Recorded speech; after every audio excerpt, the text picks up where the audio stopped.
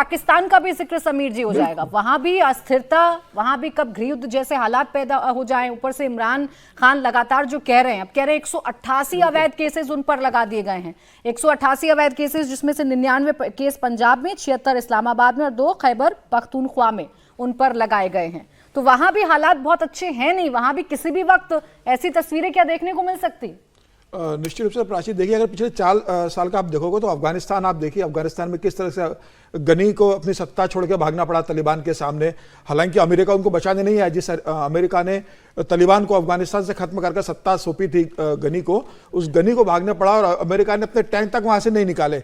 उसके बाद आप देखिए श्रीलंका में जिस तरीके से हुआ, श्रीलंका में सैन्य विद्रोह नहीं था, वहां की जनता ने विद्रोह कर दिया। उसके बाद बांग्लादेश आप देखिए, बांग्लादेश में जनता ने भी वहां सरकार के खिलाफ विद्रोह किया। और अब सीरिया की बारी है। और इसी तरह की स्थिति मुझे लगता है पाकिस्तान के अंदर बनती जा रही है कि जिस तरीके से पाकिस्तान के अंदर कट्टरपंथी तत्व हावी होते जा रहे हैं, सरकार का उनको समर्थन मिल रहा है, और जिस तरीके से वहां से बेरोजगारी, महंगाई और राजनीतिक अस्थिरता पाकिस्तान के अंदर है, आने वाले दिनों में पाकिस्तान में भी ऐसी स्थिति देखने को मिल सकती है। लेकिन इन सबसे एक लेसन जो सीखने को मिलता है कि किसी भी देश को कोई दूसरा देश आकर बचा नहीं सकता, देश को अपनी ताकत ही बचा सकती है। देखिए अफगानिस्तान को पाकिस्तान नहीं बचा पाया, सीरिया को रशिया और ईरान नहीं बचा पाए। रशिया ने कह दिया कि भाई हम खुद यूक्रेन में उलझे, हम आपकी क्या मदद करें। ईरान खुद अभी इजराइल से उलझा हुआ है, तो उसने भी मदद करने से मना कर दिया। तो कोई भी देश किसी दूसरे देश को एक समय से ज्यादा, एक संसाधन बहुत ज्यादा मदद कर नहीं सकता। उसको देश को अपनी आंतरिक समस्या को खुद को सामना करना पड़ता है। मुझे लग रहा है सीरिया के अंदर जो चल रहा था वो लंबे समय से चल रहा था, क्योंकि एक रशिया का समर्थन था, रूस एक ताकतवर देश था, पुतिन का सीधा समर्थन था, तो इसके कारण वहां के जो उग्रवादी संगठन है वह एक ताकत बनकर उभर नहीं पा रहे थे। लेकिन लगातार यूक्रेन युद्ध के बाद जिस तरीके से रशिया की स्थिति खराब हो गई है, तो अब उनको लगा कि ऐसी स्थिति में कोई दूसरा देश आकर रसद को बचा नहीं पाएगा। तो उन्होंने यह मौका देखा और बहुत जल्दी जिस तरीके से उन्होंने कब्जा किया, देखिए ना, सेना कहीं 4 शहरों के अंदर कितने जल्दी कब्जा किया। इतनी बड़ी आपकी सेना है सीरिया की, कहीं आपको ऐसा नहीं लगा। दमिश्क के अंदर बहुत आसानी से चले जाते हैं, दमिश्क में उनको कोई रोका नहीं जाता।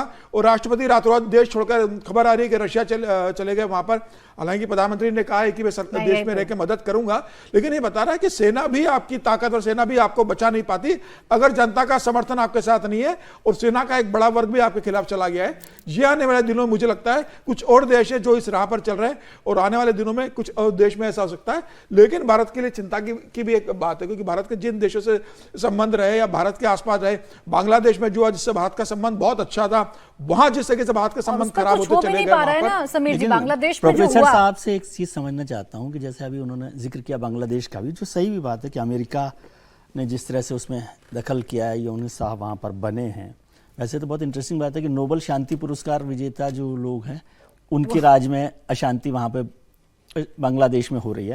लेकिन मैं आपसे समझना चाहता हूं, जब आप अमेरिका का जिक्र करते हैं और भारत और अमेरिका के रिश्ते बहुत अच्छे रहे हैं, खासतौर से मौजूदा सरकार, तो क्या हमें रीडिफाइन करने की जरूरत है भारत अमेरिका रिश्तों को? पहले एक चीज मैं जिक्र कर देना चाहता हूं कि जिस अल जमुनी की आपने बात की, आपने जिक्र किया था, उसे अमेरिकन ने पकड़ा था और पकड़ करके 5 साल अपने पास रखा था।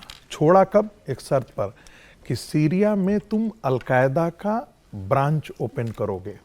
यानी कि अमेरिकन्स को, जब अमेरिकन सब कहते हैं ना, जब हम लोग विदेश में जाते भी हैं और बातचीत करने लगते हैं इंटेलेक्चुअल्स में, जब कहते हैं डेमोक्रेसी तो हम बार बार उनको स्नब करते हैं। खासकर मैं तो बिल्कुल इंटरवेन करता हूं, don't talk about democracy, don't talk about morality. your government and your establishment only works for your national interest, so allow others to also pursue their national interest. अब बात करते हैं रीडिफाइन करने की। आप देखिए जिस तरीके से आप फंसे हुए हैं विजय जी, बस 10 सेकंड में अपनी बात खत्म हो। मुझे ब्रेक का जिस समय हो गया है। तरीके से चाइना के साथ आपका है, पाकिस्तान एक सर है, बांग्लादेश भी आकर के आपके खड़ा है, नेपाल के अंदर जो है उसका क्रिश्चियनाइजेशन हो रहा है और आपके खिलाफ वो आके खड़ा हो गया है, तो हम दुश्मनों से चारों ओर घिरे हुए हैं।